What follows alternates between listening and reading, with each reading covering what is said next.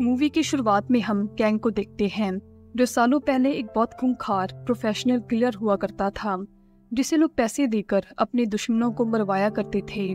बहुत सारा पैसा कमाने के बाद अब वो सब कुछ छोड़ चुका है और अपनी वाइफ के साथ एक शांति भरी जिंदगी जी रहा है। फिर एक दिन उसकी वाइफ उसे कहती है कि वो अपनी किसी फ्रेंड के साथ 3 हफ्तों के लिए किसी आइलैंड पर घूमने जा रही है। लेकिन प्रॉब्लम ये है कि उसकी फ्रेंड का डिवोर्स हो चुका है और उसकी एक 17 साल की बेटी है। इसलिए जब तक वो वापस नहीं आ जाते, कैंग को उस लड़की का ध्यान रखना होगा।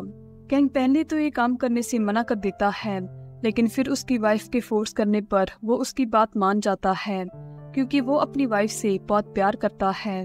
अगले दिन अपनी वाइफ और उसकी फ्रेंड को एयरपोर्ट ड्रॉप करने के बाद कैंग उस लड़की किम को लेने जाता है, जो अपनी स्कूल फ्रेंड जून को भी साथ लेकर आती है।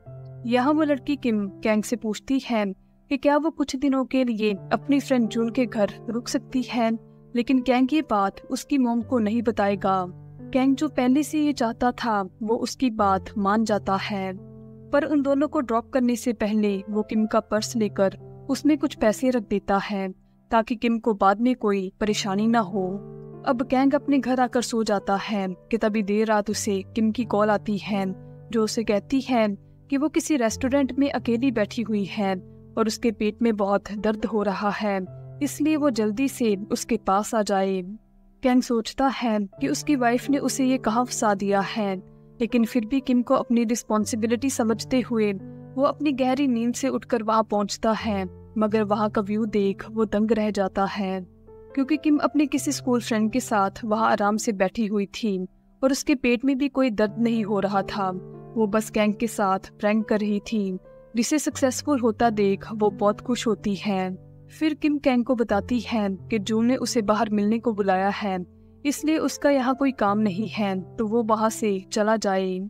जिसे सुनकर कैंग किसी तरह अपने गुस्से को कंट्रोल करता है और वहाँ से चला जाता है। वहाँ से जाने से पहले कैंग अपनी कार के मिरर में देखता है कि किम कुछ लड़कों के साथ बाइक पर बैठ के कहीं जा रही है। कैंग को कुछ ठीक नहीं लगता, तो वो किम का पीछा करता है। यहाँ फिर हमें पता चलता है कि जब कैंग ने किम के पर्स में पैसे रखे थे, तो उसी समय उसने उसके पर्स में ट्रैकिंग डिवाइस भी डाल दी थी, क्योंकि टीनेज बच्चों को बहला फुसलाकर गलत रास्ते पर ले जाना एक आम बात है। कैंग उसकी लोकेशन को ट्रैक करते हुए एक स्केटिंग क्लब के बाहर पहुंचता है।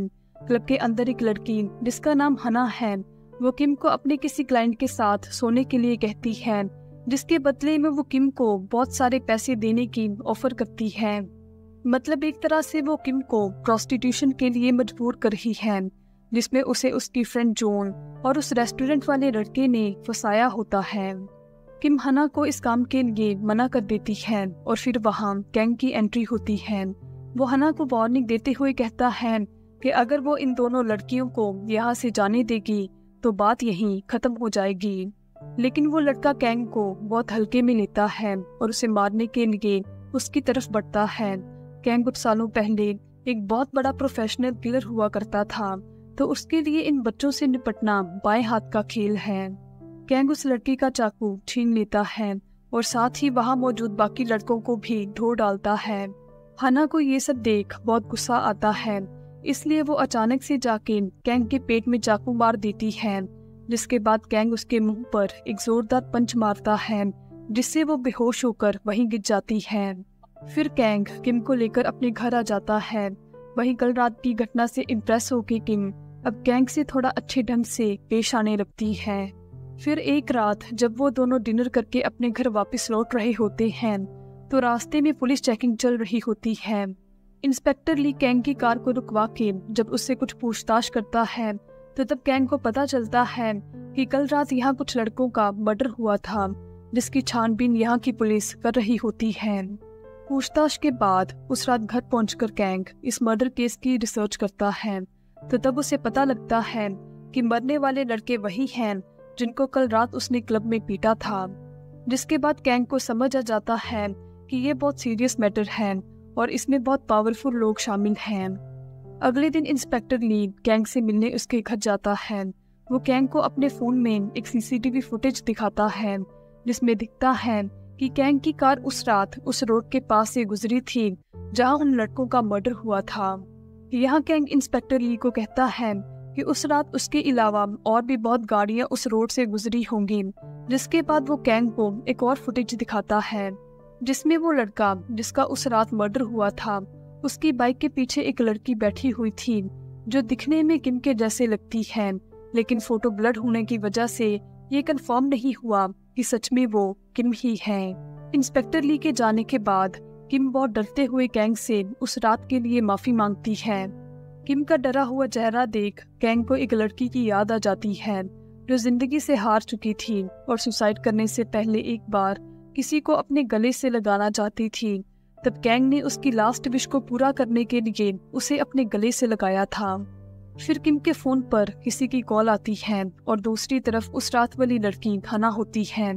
वो कैंग को बताती है कि उन लड़कों का मर्डर जिस चाकू से हुआ था उस पर कैंग की उंगलियों के निशान थे। भले ही मर्डर उसने नहीं किया, लेकिन पुलिस का सारा शक उस पर ही जाएगा। इसलिए अगर वो चाकू वापस चाहता है तो वो उस लड़की किम को उसके पास लेकर आए। यहाँ हना और उसकी गैंग के लोगों को गैंग के पास्ट के बारे में कुछ भी पता नहीं होता। उन्हें लगता है कि वो बस एक आम इंसान है। फिर गैंग हना के पास जाने से पहले किम को एक बैंड हाथ पर बांधने को देता है जिसके अंदर ट्रैकिंग डिवाइस लगी होती है। फिर वो वहां से अकेला अपनी बाइक लेकर हना के अड्डे पर पहुंचकर उसे मिलता है। यहाँ कैंग को पता चलता है कि ये लोग प्रोस्टिट्यूशन का बहुत बड़ा रैकेट चलाते हैं जिसमें शहर के बहुत सारे पावरफुल लोग भी शामिल हैं। उस रात वाले पंच की वजह से हना की एक आंख कुछ खराब हो चुकी है।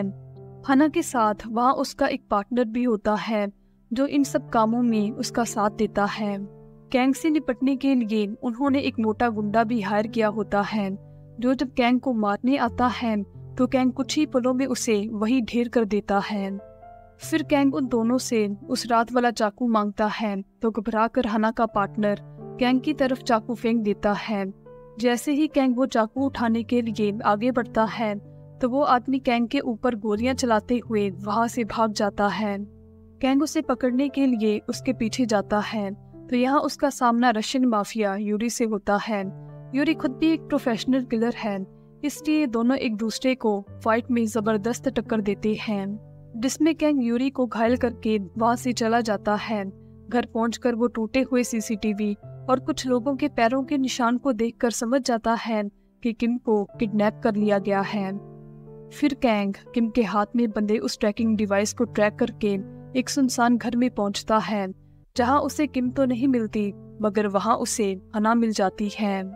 अब हना उसे ट्रैकिंग बैंड दिखाते हुए कहती है कि उसे पता लग गया था कि वो कैसे हर बार किम को ढूंढ लेता है। फिर जब कैंग उसे एक कमरे में ले जाकर बहुत बुरी तरह से टॉर्चर करता है तो तब हना उसे बताती है कि वो एक बहुत बड़े रैकेट का हिस्सा है जो पहले तो कोरिया की स्कूल गर्ल्स को पैसे देकर ये काम करने के लिए मनाते हैं, पर अगर वो तब भी ये काम करने से इनकार कर देती हैं तो फिर वो उन्हें किडनैप कर लेते हैं। उनके किसी बड़े कस्टमर ने किम की डिमांड की थी, इसलिए उस रात पहले उन्होंने उसे पैसे देकर मनाना चाहा, लेकिन वो नहीं मानी तो अब उन्होंने उसे किडनैप कर लिया। इस रैकेट में शहर के पावरफुल लोगों के साथ साथ रशियन माफिया भी शामिल है, लेकिन हना को उस क्लाइंट के बारे में नहीं पता जिसने किम की डिमांड की थी। फिर वो कैंग को शहर से दूर बने उस होटल के बारे में बताती है जहां किम को ले जाया गया है, जिसके बाद कैंग हना को नहीं मारता और जल्दी से उस होटल की तरफ निकल पड़ता है। अगले सीन में हम देखते हैं कि जब इंस्पेक्टर ली इन्वेस्टिगेशन के लिए यहाँ आता है तो उसे हना की डेड बॉडी मिलती है, यानी कि इसी बीच किसी ने हना को मार दिया होता है। उधर कैंग जब होटल पहुंचता है तो उसे वहां किम तो नहीं मिलती, लेकिन वहां उसका सामना काफी सारे गुंडों से होता है जिन्हें वो बहुत बेदर्दी से मार देता है। फिर उसका सामना यूरी से होता है। यूरी को खुद पर बहुत मान है, इसलिए वो कैंग को बता देता है कि वो लोग कल सुबह 8 बजे किम को समुद्र के रास्ते से रशिया लेकर जाने वाले हैं और वो शिप जिसमें वो उसको लेकर जाएंगे उसका नाम अरीना है। लेकिन ये सब जानने के बाद भी वो वहां नहीं पहुंच पाएगा क्योंकि वो आज उसके हाथों मरने वाला है। कैंग यूरी से फाइट में टाइम वेस्ट नहीं करना चाहता था क्योंकि उसे किम को जल्दी से जल्दी बचाना है, इसलिए वो फाइट के बीच मौका दे रस्सी से यूरी को बांध के उसी रस्सी के सहारे विंडो से नीचे इंस्पेक्टर ली की कार पर आके गिर जाता है, जिसके बाद इंस्पेक्टर ली कैंग को गन पॉइंट पर लेकर अपने साथ चलने को कहता है, लेकिन कैंग फुर्ती से ली की गन छीन लेता है और उसे ही गन पॉइंट पर लेकर वहां से बंदी बनाकर अपने साथ ले जाता है। अगली सुबह वो दोनों उस जगह पर पहुंचते हैं जहां से किम को रशिया भेजा जाएगा। कैंग को वहां एक वैन में कुछ गुंडों के साथ किम दिखाई देती है, तो वो अपनी कार की स्पीड को बढ़ाकर उसी वैन को जोर से टक्कर मारता है। जब वैन पलट जाती है तो तब वो उन गुंडों को मारकर किम को वहां से बाहर निकालता है। इसी बीच हना का वो क्लब पार्टनर भी वहां आ जाता है। वो अपनी कार से कैंग को मारने की कोशिश करता है, लेकिन कैंग उसे कार से बाहर निकाल के उस क्लाइंट का नाम पूछता है जिसने किम की डिमांड की थी, पर जब वो कैंग को उसका नाम नहीं बताता तो कैंग उसे भी मार देता है। फिर वो उसका फोन निकालकर कॉलर लिस्ट का आखिरी नंबर डायल करता है, तो वो नंबर इंस्पेक्टर ली का होता है, मतलब वो भी इस रैकेट के साथ मिला हुआ था। लेकिन तभी उन दोनों को वहां पुलिस टीम आते हुए दिखाई देती है। उन्हें आता देख कैंग इंस्पेक्टर ली को कहता है कि अगर वो उसका साथ देगा तो वो किसी को कुछ नहीं बताएगा। इंस्पेक्टर ली कैंग की बात मान जाता है, क्योंकि अभी उसके पास और कोई ऑप्शन नहीं थी। ली इस पूरी घटना को एक पुलिस ऑपरेशन बताकर कैंग और किम को एम्बुलेंस से हॉस्पिटल भेज देता है। हॉस्पिटल में जब किम को होश आता है तो इंस्पेक्टर ली कैंग से मिलने आता है। कैंग उसे कहता है कि वो उसकी उस क्लाइंट तक पहुंचने में मदद करे जिसने इस प्रोस्टिट्यूशन रैकेट से किम की डिमांड की थी, और बदले में वो उसे बहुत सारे पैसे और वो मोबाइल फोन देगा जो उसके खिलाफ एक सबूत है। जिसके बाद ली कैंग की ये ऑफर मानकर वहां से चला जाता है। फिर कैंग की वाइफ उसे कॉल करके उसके और किम का हालचाल पूछती है। कैंग अपनी वाइफ को यहाँ होने वाली किसी भी घटना के बारे में कुछ न बताते हुए उसे कहता है कि यहाँ सब कुछ ठीक है। अगले दिन इंस्पेक्टर ली कैंग को कॉल करके उस आदमी के बारे में बताता है जिसके अंडर हना और उसका पार्टनर काम किया करते थे। वही है जो उसे उस क्लाइंट के बारे में बता सकता है जिसने किम की डिमांड की थी। अब कैंग उस आदमी के अड्डे पर पहुंचकर उसके सभी गुंडों को मार उस आदमी को भी घायल कर देता है, और फिर उसे उस क्लाइंट के बारे में पूछता है कि तभी उस आदमी के फोन पर एक कॉल आती है जिसकी दूसरी तरफ से एक लेडी बात करते हुए उसे किसी होने वाली पूल पार्टी के लिए एक नई लड़की को तैयार करने के लिए कहती है। इस रैकेट में इस लेडी को बैड आंट के नाम से जाना जाता है, जो नई लड़कियों को तैयार करके क्लाइंट्स के पास भेजती है। उस आदमी से कैंग को ये भी पता चलता है कि जिस क्लाइंट ने किम की डिमांड की थी वो असल में एक बहुत ही ज्यादा पावरफुल और करप्ट जज है जिसका यूरी पर्सनल बॉडीगार्ड है। ये लोग कोरिया में बहुत बड़ा रैकेट चलाते हैं जिसमें वो स्कूल गर्ल्स को किडनैप करके उन्हें रशिया भेजते हैं। इस रैकेट में जज सबसे अच्छी लड़की को अपने पास रख लेता है, जिसे जानने के बाद कैंग उसे भी मार देता है। फिर वो क्लीनिंग कंपनी को फोन करता है। ये ऐसे प्रोफेशनल्स होते हैं जो खून खराबे के सभी सबूतों को मिटा देते हैं, जिन्हें कैंग ने पहले भी कई बार अपनी किलिंग्स के बाद इस्तेमाल किया है। फिर कैंग अपने किसी पुराने दोस्त से एक बड़ी स्नाइपर गन खरीदता है। अगले सीन में इंस्पेक्टर ली कैंग को कॉल करके बताता है कि जिस जज के बारे में वो बात कर रहा था वो यहाँ के सेंट्रल डिस्ट्रिक्ट कोर्ट का चीफ जस्टिस है, जो एक बहुत ही ज्यादा अमीर और पावरफुल आदमी है। इसलिए पुलिस डिपार्टमेंट उसके खिलाफ कोई एक्शन नहीं ले सकता।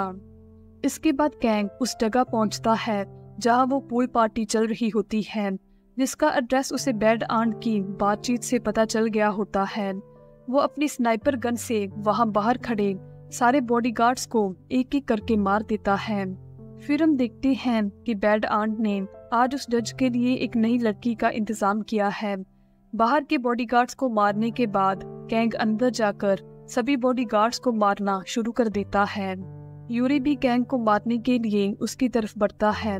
इसके बाद इंस्पेक्टर ली भी वहां आ जाता है, जो कैंग से गद्दारी करके उसे ही फंसा देता है। फिर यूरी और उसके आदमी कैंग को जज के सामने ले जाते हैं। कैंग देखता है कि उस जज के पास एक लड़की है जो बहुत डरी हुई है।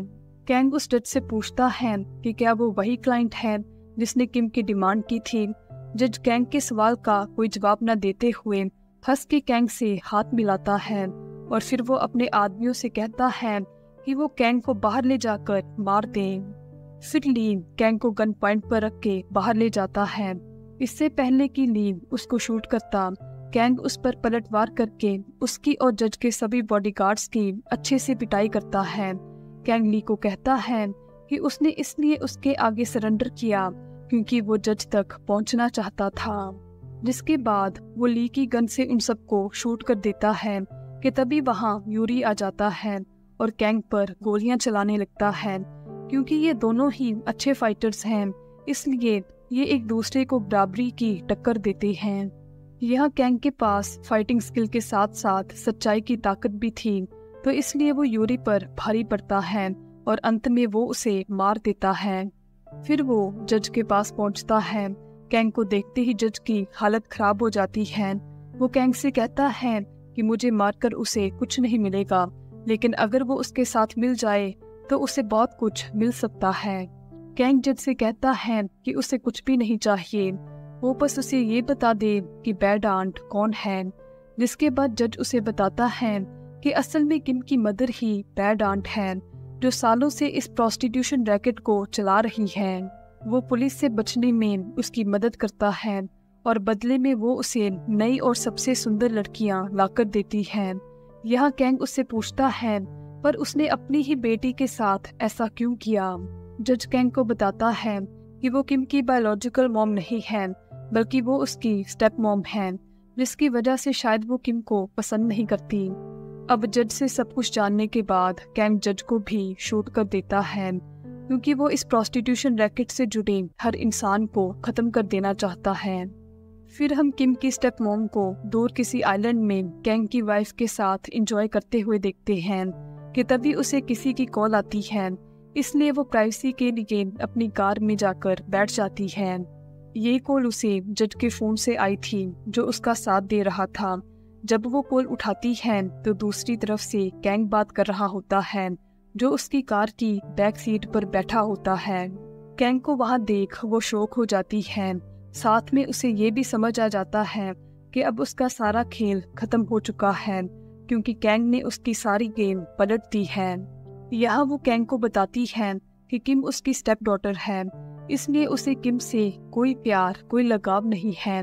वो बस उसे अपने काम के लिए इस्तेमाल करना चाहती थी। फिर वो कैंग को ये भी बताती है कि उसने कैंग की वाइफ से इसलिए दोस्ती की थी क्योंकि वो किम के जरिए कैंग को फंसाना चाहती थी। उसने सुना था कि कैंग काफी अमीर आदमी है, इसलिए उसने कैंग की वाइफ को कन्विंस किया कि वो किम को अपने घर पर रुकने दे। अब कैंग उसे कार को स्टार्ट करने को कहता है और फिर वो एक सुनसान जगह पर ले जाकर कार को रुकवा देता है। यहाँ अब कैंग उसे कहता है कि इतना सब कुछ प्लान करने से पहले उसे उसके बैकग्राउंड को भी अच्छे से चेक करना चाहिए था, क्योंकि अगर उसे पता होता कि वो कौन है तो वो उसकी वाइफ से दोस्ती तो बहुत दूर की बात है, वो उसके आसपास भी आने की हिम्मत ना करती। तुम्हारे मरने के बाद मैं किम का ख्याल रखूंगा, इतना कहकर कैंग उसे शूट कर देता है। फिर मूवी के लास्ट सीन में हम समुद्र के किनारे पर कैंग की वाइफ को देखते हैं। अब कैंग भी किम के साथ वहां आ जाता है और अपनी वाइफ को गले से लगा लेता है। फिर फ्लैशबैक से हमें ये पता चलता है कि वो लड़की जिसको सालों पहले कैंग ने सुसाइड करने से बचाया था, वो असल में कैंग की वाइफ ही थी। और इसके साथ ही ये मूवी यहीं पर एंड हो जाती है। ये मूवी डार्क साइड दिखाती है ह्यूमन ट्रैफिकिंग की, जिसे रोकने के लिए बहुत सारी लॉज बनाए तो गए हैं, लेकिन जब इसी लॉ एंड ऑर्डर का मिसयूज पावर में रहने वाले अपने फायदे के लिए करने लगते हैं तो सोसाइटी को उसके साइड इफेक्ट्स झेलने पड़ते हैं। इसलिए कहते हैं जो सोसाइटी लॉ एंड ऑर्डर को जितना ज्यादा रिस्पेक्ट करती है, जितना ज्यादा सम्मान देती है, वो सोसाइटी और उसके लोग उतना ही ज्यादा ग्रो करते हैं।